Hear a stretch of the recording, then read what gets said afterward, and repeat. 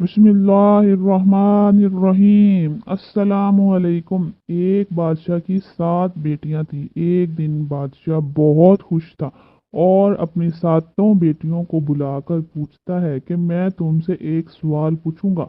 अगर जवाब अच्छा लगा तो तुम्हारा मन चाहा इनाम भी दूंगा। सब एक ही तार में खड़ी हो जाओ और एक एक करके बताओ कि तुम किसका दिया खाती हो और किसका दिया पहनती हो।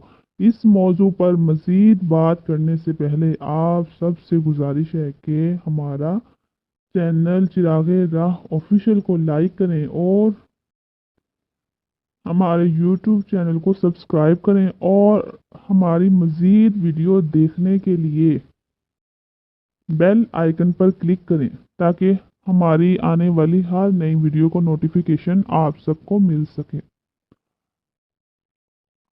6 बेटियों ने कहा कि अब्बा हजूर, हम आपका दिया खाते हैं और आपका ही पहनते हैं। आप ही की वजह से हमारी ये शान शौकत है। ये सुनकर बादशाह बहुत खुश हुआ और सब को उसकी मन चाही चीज़ दी। जब सबसे छोटी बेटी की बारी आई तो उसने कहा कि मैं अल्लाह का दिया खाती हूँ और अपनी किस्मत का पहनती हूँ और ये मेरा नसीब है। बादशाह ये सुनकर आग भगोला हो गया और कहने लगा, ऐ कमबख्त, तूने मेरी नाशुक्री की है, तुझे इसकी सज़ा ज़रूर मिलेगी। शहजादी ने कहा, जो हुक्म बाहजूर। बादशाह ने सिपाहियों को हुक्म दिया कि जाओ इसे जंगल में छोड़ आओ। मैं भी देखूं कि ये मेरे बगैर कैसे अल्लाह का दिया खाती है और अपने नसीब का पहनती है। शहजादी से तमाम जेवरात वापस ले लिए गए और खस्ता हाल कपड़ों में बगैर किसी साजो सामान के बादशाह के हुक्म के मुताबिक जंगल में तन्हा छोड़ दिया गया। सब सिपाही शहजादी को छोड़कर वापस चले गए। शहजादी जंगल को देखने लगी। चारों तरफ दरख्त ही दरख्त थे। शहजादी ने सोचा कि क्यों ना कुछ लकड़ियां जमा कर लूं ताकि रात को आग जलाऊं, फिर कोई जंगली जानवर पास नहीं आएगा और रात भी गुजर जाएगी। शहजादी जंगल में लकड़ी ढूंढने चल पड़ी। उसकी नज़र एक झोंपड़ी पर पड़ी जहां बाहर एक बकरी बंधी हुई थी और अंदर से खांसी की आवाज़ आ रही थी। पहले तो शहजादी बहुत हैरान हुई कि इतनी वीरान जगह पर झोंपड़ी। जब कि वो झोंपड़ी के अंदर दाखिल हुई तो क्या देखती है कि एक बूढ़ा ज़ईफ एक चारपाई पर लेटा है और खांसते खांसते पानी पानी पुकार रहा है। शहजादी इधर उधर देखती है तो कोने में एक पानी का घड़ा पड़ा हुआ नजर आता है। वो गिलास में पानी भरकर बूढ़े ज़ईफ को पिलाती है। इतने में बूढ़ा ज़ईफ शहजादी से पूछता है कि बेटी, तुम कौन हो और इतने बड़े जंगल में तुम अकेली क्या कर रही हो। तब शहजादी उसे पूरा माजरा बताती है कि वो यहाँ तक कैसे पहुंची। बूढ़ा ज़ईफ इसे झोंपड़ी में ही रहने का बोलता है और कहता है कि मैं शहर में काम करता हूँ, सुबह शहर चला जाऊंगा और 8 दिन के बाद वापस आऊंगा। तुम यहीं रहो और झोंपड़ी में खाने का सामान है और नदी पास ही है, तुम वहां से घड़ा भर लिया करना। सुबह को बूढ़ा ज़ईफ शहर चला जाता है और शहजादी यहाँ अकेली झोंपड़ी में सब सफाई करके बकरी का दूध निकालती है। आधा अपने लिए रख लेती है और आधा बाहर एक कोने में बर्तन में डालकर रख लेती है कि रात को कोई जानवर भूखा या प्यासा होगा तो पी लेगा, और खुद अंदर आकर सो जाती है। सुबह सवेरे जब शहजादी उठती है तो क्या देखती है कि दूध का बर्तन खाली है और पास एक लाल पड़ा है जो देखने में बहुत ही नायाब और कीमती मालूम होता है, और पास ही सांप के निशान भी नजर आते हैं। तब शहजादी को याद आता है कि बचपन में उसने सुना था कि जब कोई नायाब सांप बहुत खुश होता है तो एक ऐसा लाल उगलता है जिसकी कीमत हीरे जवाहरात से भी महंगी होती है। बहुत हैरान होती है और दिल में सोचती है कि शायद सांप भूखा था इसलिए वो दूध पीकर खुशी में लाल छोड़ गया। फिर वो सुबह लाल उठाकर अपने पास रख लेती है और फिर अगली रात शहजादी बर्तन में दूध रख देती है और अगली सुबह जब देखती है तो फिर एक लाल होता है। ऐसे ही करते करते 7 दिन गुजर जाते हैं और शहजादी के पास 7 लाल जमा हो जाते हैं और उस दिन बूढ़ा ज़ईफ भी आ जाता है। जब तब शहजादी उसे लाल दिखाती है और सारा वाकया भी बताती है اور بوڑھا ضعیف کو 3 لال دے دیتی ہے اور کہتی ہے کہ شہر جا کر یہ لال بیچ دو اور آتے وقت اپنے ساتھ محل بنانے والے مزدور لے آنا۔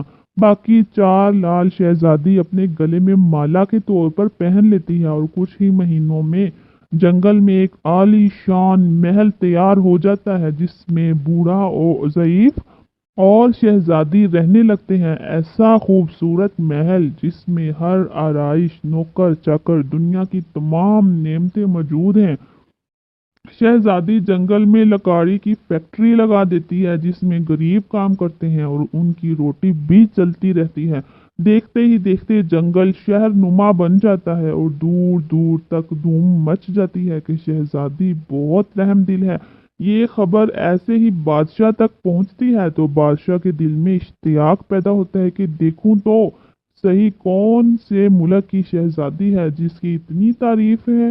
بادشاہ سپاہیوں کے ہاتھ پیغام بھیجتا ہے شہزادی سے ملنے کا۔ یہاں شہزادی کے سپاہی جب شہزادی کو بتاتے ہیں تو شہزادی یہ حکم دیتی ہے کہ بادشاہ سلامت ایک ہی شرط پر ہم سے مل سکتے ہیں کہ وہ اپنی تمام بیٹیوں کے ساتھ آئے۔ سپاہی جا کر بادشاہ کو پیغام دے دیتے ہیں۔ ایک دن محل میں بادشاہ اپنی تمام بیٹیوں کے ساتھ شہزادی کے محل جاتا ہے۔ شہزادی ان سب سے چہرے پر نقاب پہن کر ملتی ہے اور ان کے لیے 7 رنگ کے کھانے پیش کرتی ہے اور ہر کھانے کے ساتھ اسی رنگ کا جوڑا زیورات پہن کر آتی ہے۔ محل کی شان و شوکت اتنی خوبصورت تھی اور شہزادی کا انداز بادشاہ اور تمام شہزادیوں کو بہت حیران اور متاثر کرتا تھا۔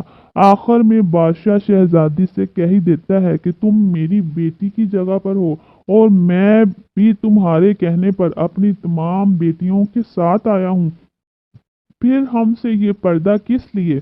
بہت اصرار پر شہزادی کہتی ہے کہ ٹھیک ہے، میں تیار ہو کر آتی ہوں۔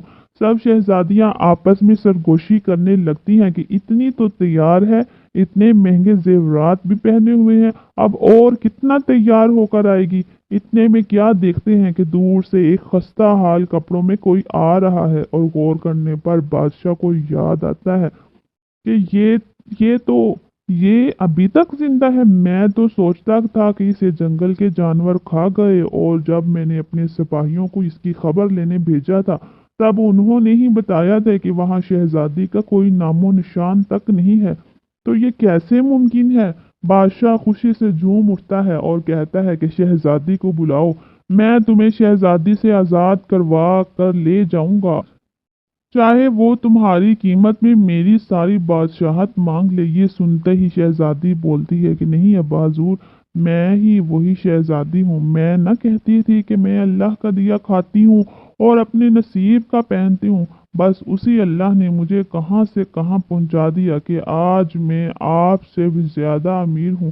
پھر شہزادی اپنا تمام حال بیان کرتی ہے اور وہ اس مقام تک کیسے آئی، اور دکھاتی ہے اپنے گلے کی مالا جس میں ابھی بھی 4 لال موجود ہوتے ہیں۔ یہ بات سنتے ہی باقی تمام شہزادیاں دل میں رشک کرنے لگتی ہیں اور سوچتی ہیں کہ اے کاش ہم نے بھی تب یہی کہا ہوتا کہ ہم اللہ کا دیا کھاتی ہیں اور اپنے نصیب کا پہنتی ہیں۔ دوستو، ہمیشہ اللہ تعالیٰ کی ذات پر یقین رکھو، وہ جس حال میں بھی رکھے ہمیشہ شکر ادا کرو۔ آج کے اس دور میں بچوں کی ایسی تربیت کی بہت ہی زیادہ ضرورت ہے۔ بچوں کی آخرت کی فکر بھی والدین کو ایسے ہی کرنی چاہیے جیسے اپنی آخرت کی فکر کرتے ہیں۔ یہ ایک چھوٹا سا خوبصورت سا پیغام ہے، خاص طور پر ہمارے نوجوانوں کے لیے۔ اگر ہو سکے تو شیئر کریں، اللہ نے چاہا تو ہمیں اس کا اجر بھی ضرور ملے گا، ہمارے بچوں کی اصلاح بھی ہو سکتی ہے۔